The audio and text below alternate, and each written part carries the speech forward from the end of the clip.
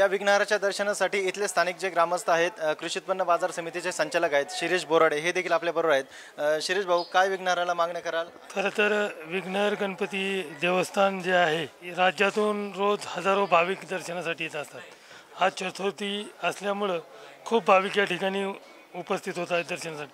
भाविकांची खूप श्रद्धा विघ्नहरावर आहे आणि त्यामुळं लोक आपापल्या नवस किंवा काही श्रद्धेपोटी या ठिकाणी रोज येत असतात.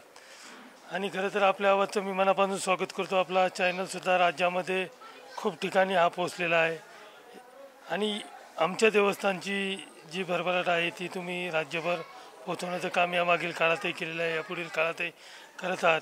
खरं तर आज शेतकऱ्यांचे हाल या राज्यामध्ये आणि देशामध्ये किती मोठ्या प्रमाणात चाललेले आहेत.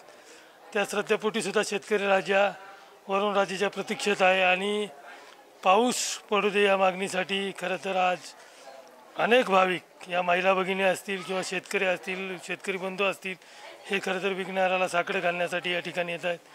आणि राज्यात आणि देशामध्ये सरकार हे शेतकऱ्याचे विरोधी असल्यामुळे आज शेतकऱ्याचे प्रचंड हाल होत आहेत. त्याच्यासाठी सुद्धा लोक विघ्नहराजवळ येतात आणि सांगतात, देवा आम्हाला काहीतरी आशीर्वाद दे आणि आम्हाला या संकटातून बाहेर काढ.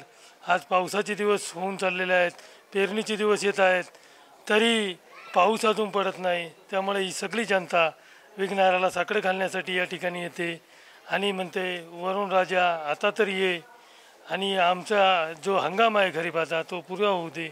अशा प्रतीक्षेत सगळे शेतकरी बंधू भगिनी या ठिकाणी येत आहेत.